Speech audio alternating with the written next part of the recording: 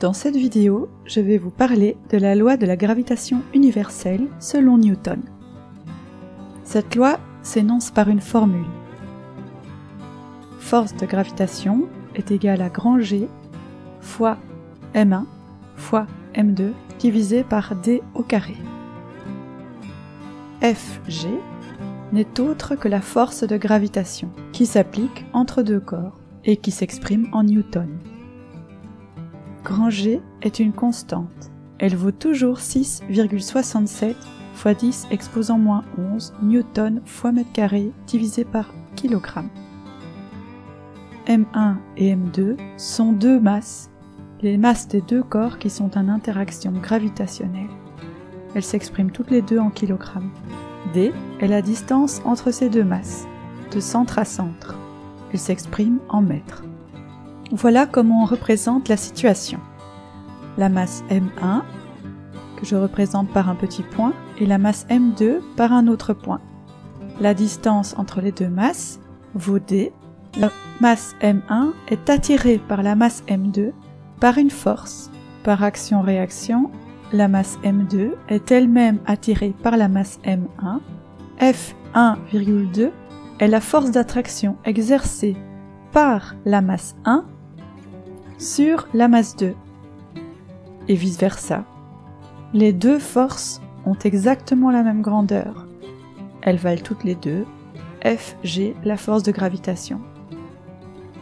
Voyons ensemble un exemple.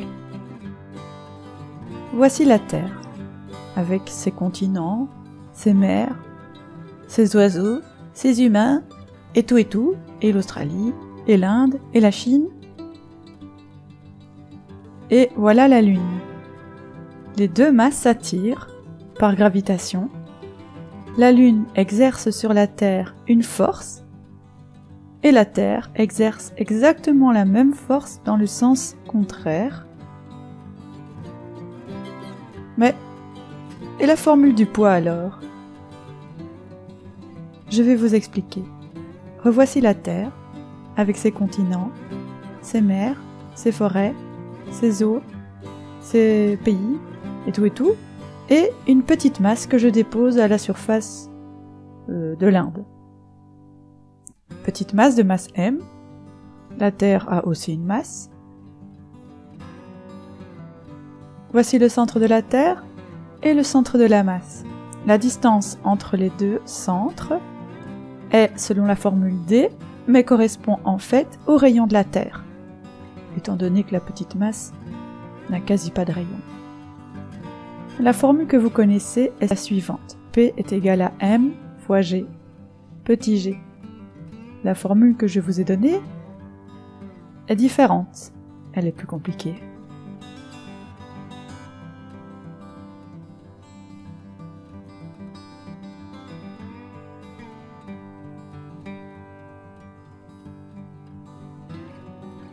Si vous regardez bien, petit m apparaît dans les deux formules.